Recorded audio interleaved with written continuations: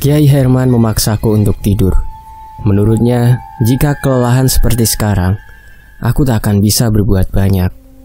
Pak Sigit yang sepakat juga terus berkata, yang terpenting saat ini, kami harus membuat rencana yang matang, dengan kepala dingin dan hati yang tenang.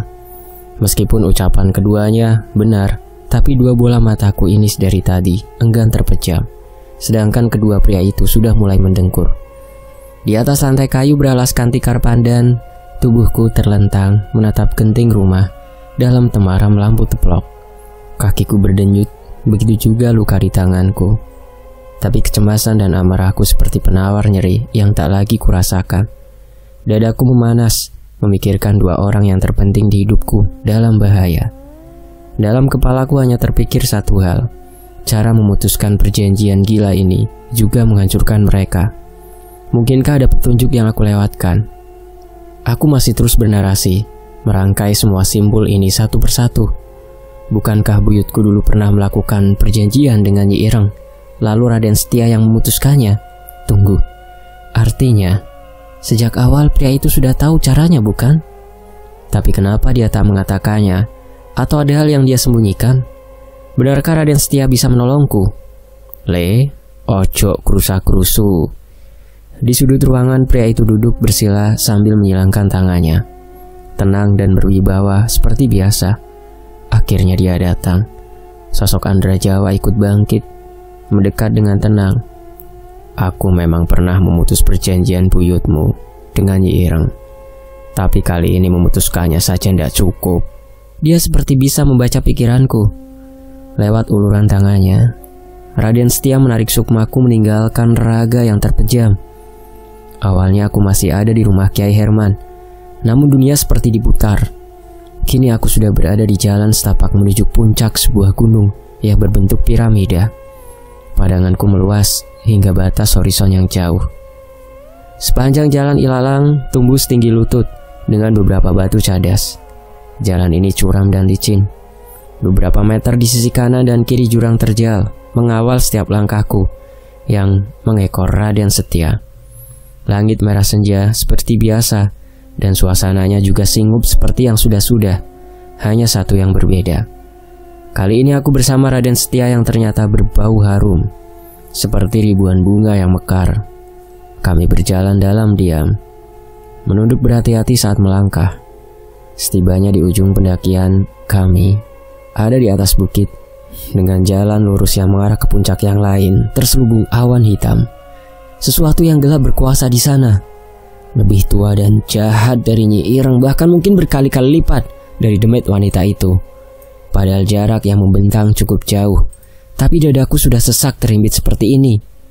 Raden Setia terhenti, menatapku dengan wajah teduhnya, lalu bicara. Kehidupan itu seperti gunung, semakin ke atas semakin runcing. Artinya semakin awakmu tua harus semakin mendekat pada Sang Pencipta. Kembali petuanya terucap. Wingi, kowe bener-bener sembrono. Jangan pernah sekalipun turun ke bawah sana tanpa ragamu.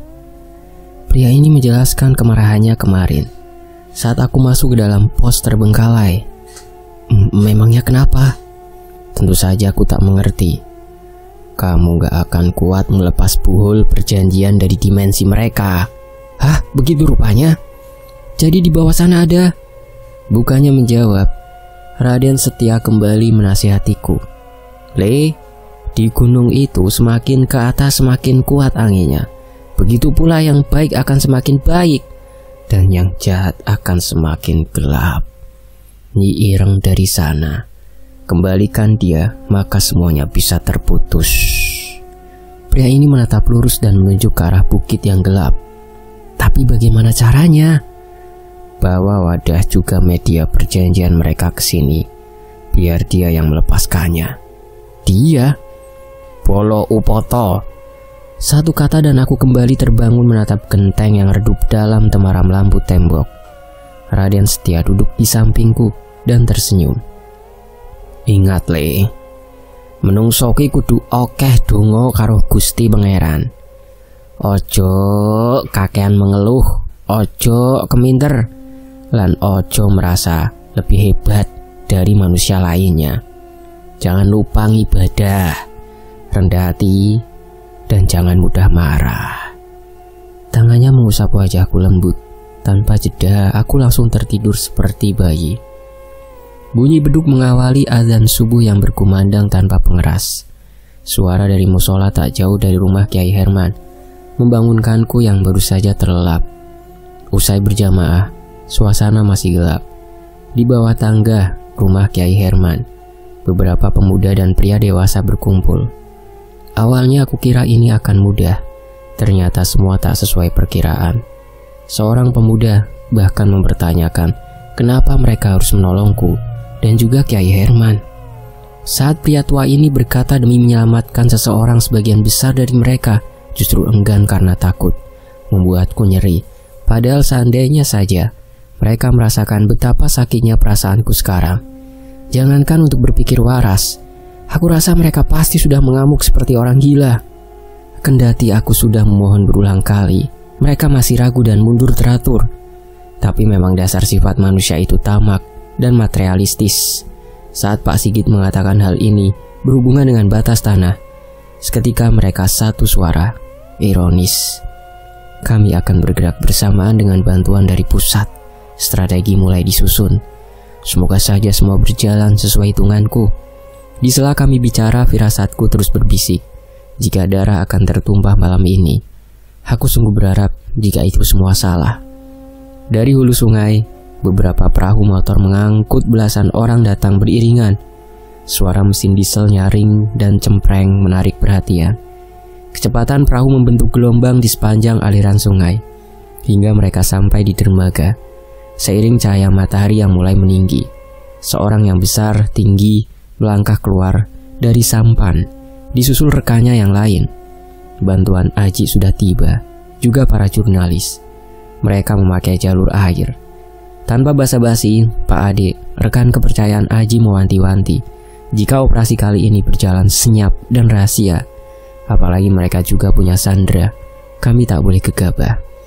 Awalnya aku mengira pria ini tak akan percaya dengan semua ucapanku yang terdengar ganjil untuk kebanyakan orang. Namun reaksi yang mengejutkan, Pak Ade justru percaya tanpa banyak bertanya. Menurutnya, memang kadang terjadi hal di luar nalar seperti ini. Kasus ini pun bukan yang pertama untuknya. Beberapa tahun yang lalu, pria aparat di hadapanku ini juga mengurus kasus kematian seorang dukun yang dipenggal dan berbuntut pada kejadian mistis yang mengarah pada kriminal seperti di sini.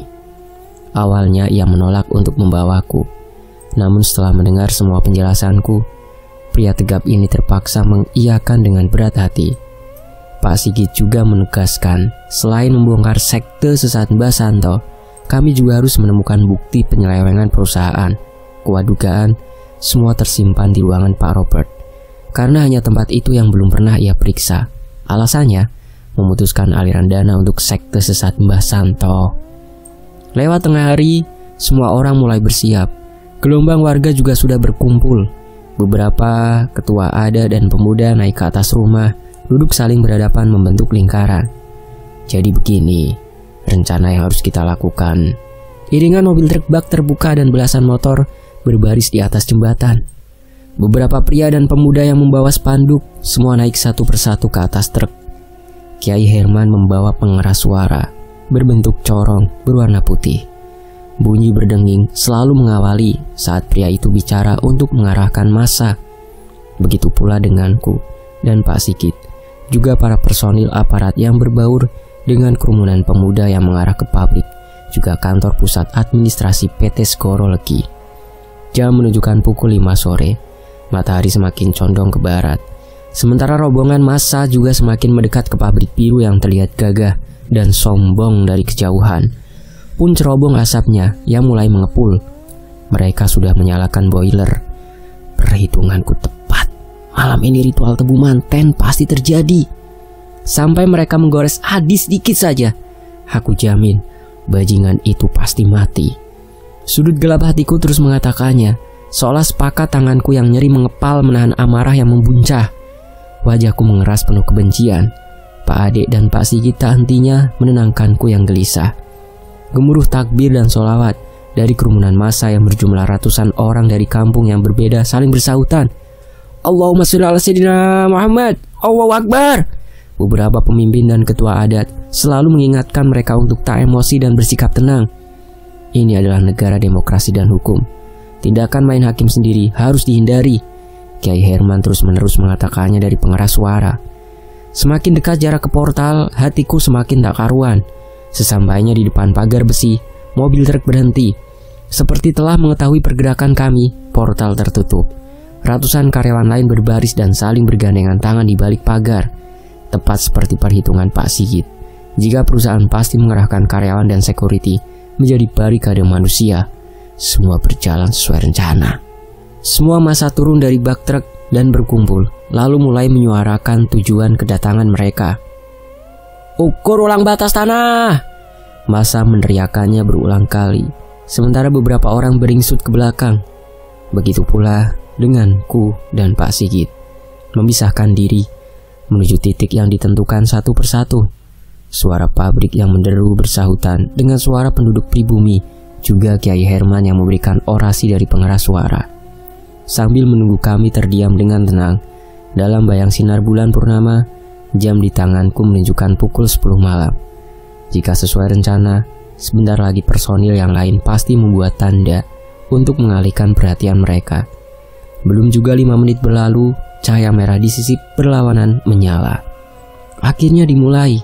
Aral tebu dibakar, lidah api meliuk-liuk di kejauhan.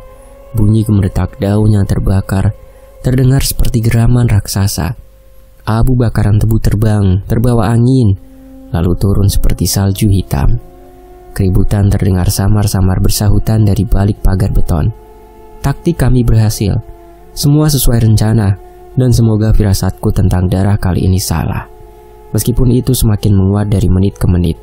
Salah satu anggota mulai melemparkan tali ke atas pagar beton. Satu persatu kami mulai memanjat. Aku sudah bersiap menarik tali saat seseorang menahan bahuku. Pak Andra, ingat, jangan bergerak sendiri. Pak Ade terus-menerus mengingatkan aku dan Pak Sigit. Aku hanya menjawab dengan anggukan mantap. Kegelapan malah membantu kami untuk menyusup dan bergerak dalam senyap di balik bayangan bangunan pabrik. Beberapa orang berkumpul tepat di depan gudang spare part. Dari bias lampu tembak, aku bisa mengenali sosok gempal Pak Wiro dan Pak Robert yang bergegas keluar dari dalam pos terbengkalai tempatku menemukan barang bukti. Rasanya aku sudah ingin berlari, namun lagi-lagi Pak Ade yang kini sudah ada di sampingku memberi isyarat. Sabar. Semua tepat sesuai perhitungan Pak Sigit. Saat ritual berlangsung, hanya pengikut sekte sesat yang boleh masuk ke dalam pabrik. Sekarang mereka sibuk meredam massa Kiai Herman. Takkan ada yang mengira jika aku kembali kemari. Tapi sayang, dari bawah sinar lampu tembak yang terang, Pak Wiro dan Pak Robert pergi bersama kelima sandera yang terikat dengan mulut tersumpal. Gawat, ini tak masuk dalam hitungan kami. Pak Ade segera memutuskan kami terpecah menjadi 3 tim. Pak Sigit dan seorang anggota tim pertama berjalan tenang sambil melihat sekitar. Bertopi dan sesekali menutup wajah dengan tangan, bergegas masuk ke dalam bangunan berlantai 2 bercat putih, bertuliskan Divisi Factory.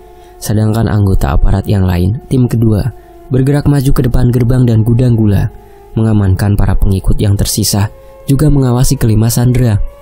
Kini tinggal kami berdua, aku dan Pak Ade, tim terakhir yang mendekam di balik semak, menunggu saat yang tepat untuk menyelamatkan sandera yang lain. Adis dan Aji, aku yakin keduanya ada di bawah sana. Setengah mati aku menahan amarah. Rasanya ingin segera berlari menghancurkan mereka sekarang juga. Tapi pria di sebelahku ini tak kunjung memberikan perintah. Padahal tiap menit sangat berarti, kami harus cepat. Saat suara gemerisik radio di telinganya berbunyi samar, pria di sebelahku ini mengangkat tangannya dan menunjuk ke arah gudang spare part. Akhirnya giliran kami untuk maju. Lampu tembak yang menerangi halaman gudang, tumbukan drum dengan bau yang menyengat di dinding, rumput ilalang yang rimbun, semuanya masih sama. Yang berbeda adalah dadaku yang bertalu-talu menahan adrenalin, rasa takut, cemas, marah, semua membaur jadi satu. Penuh waspada, Pak Ade meluaskan pandangan ke seluruh tempat. Selama itu kami tak bicara sepatah kata pun. Pria ini hanya memberikan kode dengan tangannya bergegas masuk ke dalam pos terbengkalai. Pak Ade berjalan memimpin jalan masuk. menyusul aku di belakang. Udara pengap menyambut kami berdua seperti biasa, tapi kali ini seperti tercampur sesuatu. Bau kematian. Kami meniti anak tangga melangkah sepelan mungkin. Pak Ade mengangkat tangan untuk berhati-hati dan juga tenang. Di bawah bohlam kuning, cahaya redup menerangi ruangan semaksimal mungkin. Di samping lemari kayu, pintu besi itu terbuka, sama seperti saat aku kemari dari dimensi astral. Kami menelusuri lorong yang lembab dan redup. Bunyi air yang menetes, lalu teralis dan gudukan tanah yang sama. Bedanya ini bukan dimensi astral. Kami terus masuk ke dalam hingga di ujung sebuah undakan tangga menuju ke bawah tanah. Dari bawah lamat-lamat suara orang menangis terdengar lirih, juga suara pria yang terbatuk beberapa kali. Pak Ade memberi isyarat dengan matanya, tetap waspada. Kami kembali meniti anak tangga satu persatu. Udara semakin pengap dan bau. Ini sungguh bukan tempat untuk makhluk hidup. Membayangkan Adis ada di sini membuat dadaku sesak dan panas, seperti dihantam bongkahan besi yang membara. Gigiku bergemeretak dengan genggaman tangan yang makin erat. Sebuah ruangan yang lebih lebar, pengap juga singup. Cahaya lampu di beberapa sudut bahkan tak sanggup mengusir kengerian yang ada di sini. Di ujung sebuah altar dengan sesaji di atasnya, bau bunga juga bangkai bersumber dari sana. Menjijikan juga ngeri. Simbol perjanjian mereka pasti ada di sini. Mataku menyapu seluruh ruangan.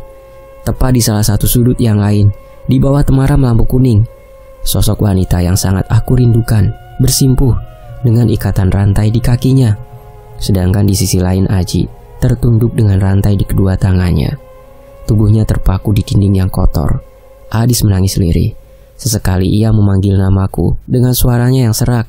Rambutnya kusut, lemah, dan menyedihkan dengan balutan pakaian pengantin yang kotor. Aku tak bisa lagi menahan diri. Berlari, penyesalanku tumpah tapi juga lega. Tak mau kalah amarah juga hadir membungkus semuanya. Adis, Adis! Seraku tercekat tangisan yang tumpah. Aku menemukannya, istriku. Wajah itu menengadah, matanya bengkak dan merah. Beberapa lebam di wajahnya yang basah membuatku semakin tak berguna. Mamas, ini betul kan Mamas? Lirihnya serak. Adis pasti sudah berteriak selama beberapa hari ini. Adis, ya Tuhan. Kerinduanku tumpah semuanya. Tubuh mungil itu akhirnya kembali dalam pelukanku. Mata jernih itu menatapku seakan tak percaya. Sambil mengusap wajah Adis dan merapikan rambutnya, air mataku meleleh. Wanitaku menderita seperti ini. Beraninya mereka menyakiti Adis. Aku tergugum mencium leher, bahu, dan seluruh wajahnya, sambil terus mengusap wajah Adis yang layu. Tak hanya memar, bibirnya bahkan pecah dan berdarah. Akhirnya aku menemukan Adis. Sambil terisak aku mengatakan hal yang selama ini mendesak nyeri. Adis, maafkan Mamas ya.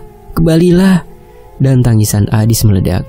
Mamas, sepurone Adis yang salah Mas. Tubuhnya berguncang hebat. Aku terus menggeleng berulang kali. Tidak, Adis nggak salah. Mamas yang seharusnya minta maaf. Sekarang Adis tenang dulu. Kita harus keluar secepat mungkin. Di sisi lain, Pak Ade sibuk membuka rantai Aji yang sudah tak sadar. Amarahku semakin memuncak. Aku bahkan tak tahu lagi bagaimana harus meredamnya. Anjing, sebenarnya apa salahku pada kalian? Teganya setan-setan itu membuat dua orang yang paling aku sayangi jadi begini. Aku bergegas melihat rantai di kaki Adis, terkunci. Mataku mencari ke seluruh ruangan saat Pak Ade sudah terkapar dengan darah di kepala. Sepersekian detik aku menyadari, dan kepalaku nyeri dihantam sesuatu bersamaan dengan teriakan Adis. Jangan Mas! Seseorang kembali menghantam punggungku sekuat mungkin. Nyeri, nafasku sesak. Punggungku remuk. Siapa ini? Teriakan Adis yang paruh kembali menggema. Wes cukup. Kalau aku kudu mati ndak apa-apa, tapi jangan sakiti Mamas. Well, Andra, finally you found her. Suara ini Wiro. Meski kepayahan aku melihat di bawah temaram cahaya, Wiro dengan seringainya juga Mbak Santo yang berdiri mematung di depan tangga, menyilangkan kedua tangannya, sedangkan udara berangsur dingin. Gawat. Batang besi itu berkilat sebelum kembali mendarat di tubuhku. Adis dengan kekuatan terakhirnya berteriak, memohon pada manusia iblis ini untuk berhenti. Tangisannya yang parau seakan tak terdengar. Rasa nyeri merampas seluruh kekuatanku. Tak cukup sekali, Pria gembal itu berulang kali menghantamku di tempat yang sama. Jangankan untuk membalasnya, untuk bergerak saja punggungku nyeri luar biasa. Aku ingin sumpah serapah, tapi justru satu kata yang terucap. Kenapa? Well, why? Kali ini wajah kejam itu berubah. Seringannya hilang berganti dendam yang hebat.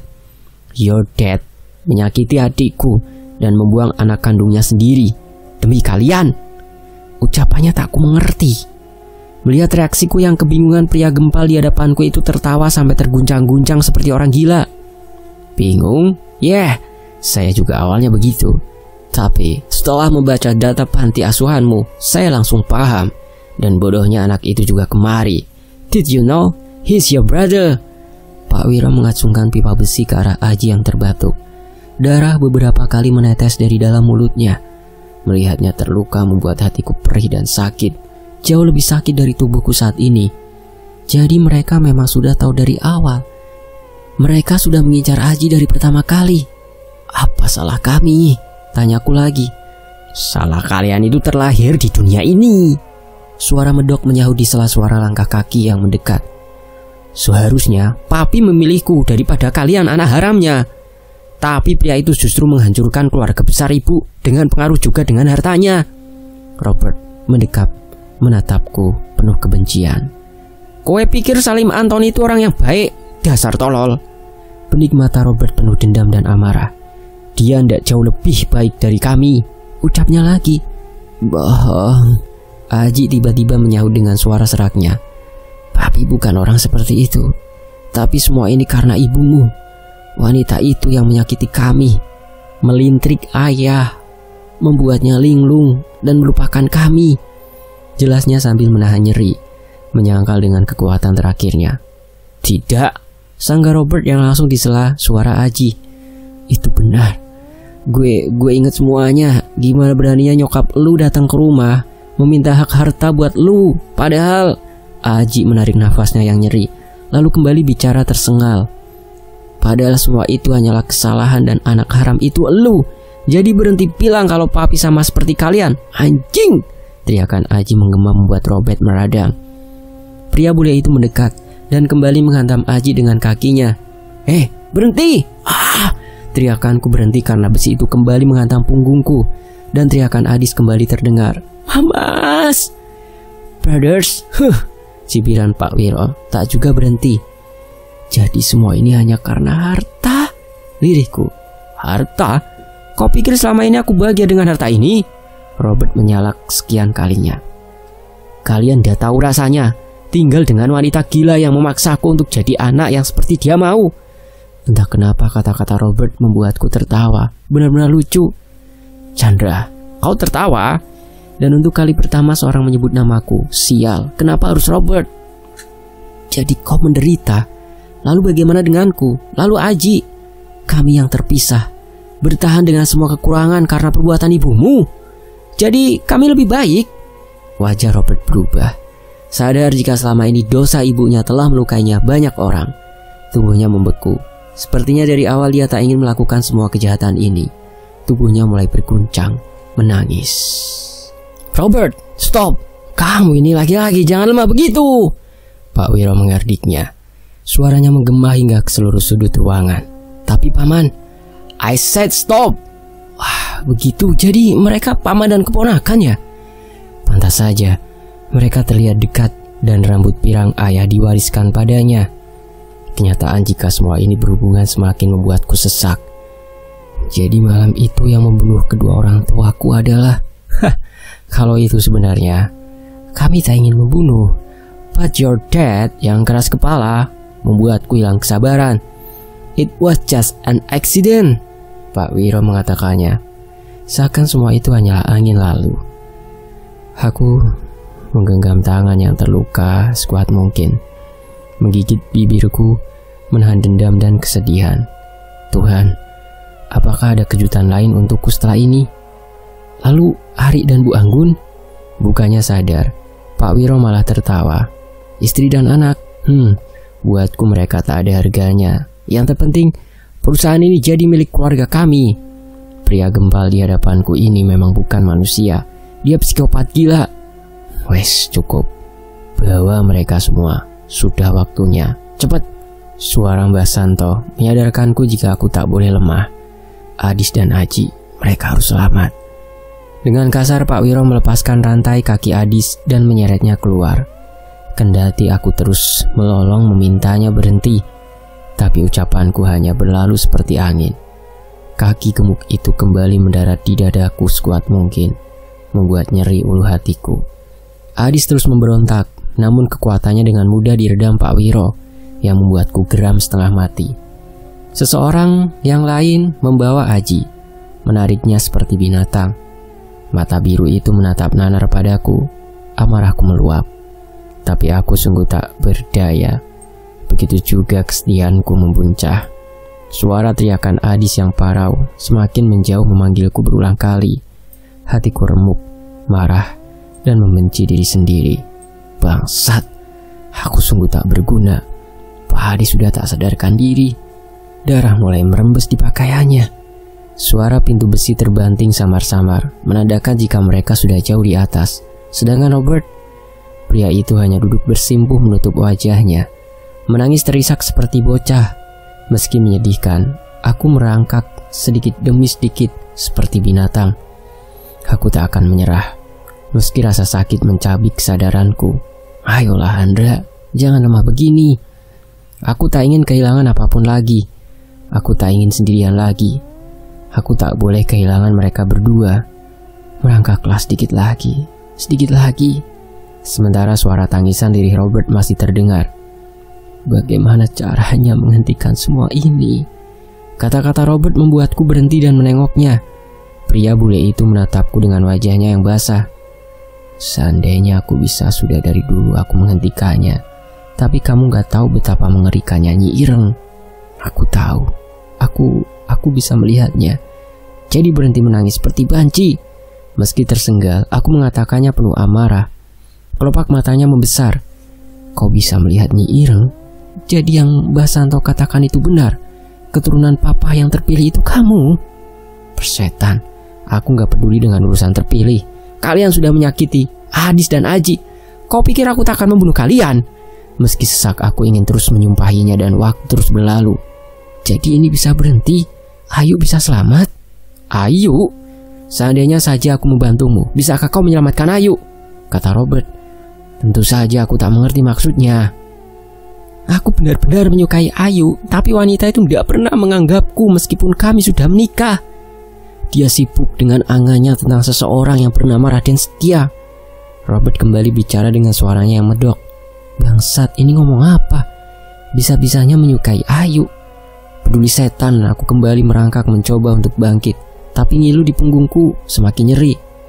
Ayu, dia juga menderita. Jadi bisa kan kau menolongnya? Robert menatapku nanar. Menderita? Wanita gila itu? Aku tak suka berbohong. Wanita itu sudah tak bisa diselamatkan. Robert yang kalap menerjang. Kami jatuh berguling di lantai yang dingin. Bergumul saling memukul dan menyakiti. Pria bule ini menduduki dadaku, sesak. Berat badannya mengunci seluruh dakanku. Matanya kembali penuh amarah dan kebencian. Dia mulai mencekekku. Kenapa? Dari sekian banyak orang, harus menyukaimu. Teriakannya seakan dia yang paling terluka. Kenapa harus aku yang menderita? Kenapa bukan kau saja yang lahir dari rahim ibuku? Bahkan Ayu juga memilihmu. Keluhannya masih belum selesai. Jadi kau korban, ha? Sarkasku pada Robert yang langsung melepaskan cengkrama di leherku berganti bau mentah mendarat tepat di wajahku. Hidungku panas. Rasa asin dan anjir menyebar dalam mulutku. Kenapa kau yang harus jadi titisan Raden Setia? Tanya Robert dengan wajah yang tak bisa kujelaskan. Kenapa bukan aku? Padahal aku juga sama-sama keturunan Salim. Kali ini suaranya lebih lirih, sedangkan aku semakin bingung dengan celotehnya. Apa kau tahu siapa keluarga Salim? Tanya Robert. Mana aku tahu goblok? Sarkasku lagi dengan nafas yang dihimpit. Tapi Robert tak lagi mengajarku, meskipun dia tetap mengunciku dengan berat tubuhnya. Salim, keluarga terpilih dengan kekayaan yang tak terhitung. Siapapun pasti mau menjadi bagian keluarga ini, apapun caranya, termasuk ibu. Apalagi saat Mbah Santo bilang, titisan kaum Cengkolo Bolo ada di dalam keluarga ini. Tapi bukannya dapat, Mbah Santo malah memanggil Nyi Ireng yang kerap meminta tumbal, seperti gayung bersambut. Ternyata Nyi Ireng juga pernah melakukan perjanjian dengan kakek buyut. Tadaro Tanakar pun jadi, ibu yang serakah malah mengiyakan. Tapi siapa yang sangka Nyi Ireng tidak mau aku jadi wadahnya dan memilih Ayu. Robert dengan mudahnya mengatakan semua padaku. Kebetulan atau memang karena Nyi Ireng, ibu berhasil mendapatkan perusahaan ini juga, kekayaan papi yang lain, juga semuanya. Kendati aku sudah berulang kali membujuknya untuk berhenti, ibu malah memukulku berulang kali, menghina anaknya sendiri. Dia wanita iblis yang mati di tanganku. Aku kira setelah semua yang dia ceritakan, Robert adalah orang yang baik, tapi membunuh ibunya sendiri. Buah jatuh tak jauh dari pohonnya. Mau tahu bagaimana wanita itu mati? Aku mendorongnya dari atas pabrik. Rasanya lega melihat dia kelojotan. Kata-katanya makin sinting. Tapi dari semua yang sudah aku dapatkan, kenapa kau yang harus jadi titisan Raden Setia? Matanya kembali berkilat marah. Kenapa bukan aku? Kenapa Ayu tak mau menerimaku? Dasar bule gila. Tanyakan sendiri pada Tuhan kalau kau sudah bertemu dengannya. Dan sebuah pukulan besi menghantam titik lemah Robert tepat di tengkuknya. Pak Adik sudah berdiri dengan nafas yang tersenggal. Pria itu segera memapahku bangkit, mempercepat langkah. Sedangkan Robert sudah terkapar dengan darah yang menggenang membasahi wajahnya. Kami saling menopang menaiki anak tangga, melewati lorong yang sama, bergegas keluar dari pos terbengkalai. Pak Andra, tarik nafas dulu. Pria tegap itu menyenderkan tubuhku di dinding. Dari balik rompinya pria ini mengeluarkan sesuatu lalu mengokangnya. Pak, kenapa nggak dari tadi? Keluhku. Mana sempat Pak Andra, saya sudah keburu dihantam dari belakang. Pria ini kembali memeriksa anggota dengan radionya. Ayo, mereka sudah di depan Ken Yard. Ya, mereka sudah mulai, ucapku tanpa ragu. Kini batas dimensi astral mulai menipis. Udara mulai singup. Dengan menahan nyeri, kami berlari. Bersambung. Nantikan bagian berikutnya hanya di Tony FS. Segini dulu ya teman-teman durasinya. Mohon maaf, nanti kita sambung lagi. Saya pamit. Wassalamualaikum. Alhamdulillahirabbil alamin.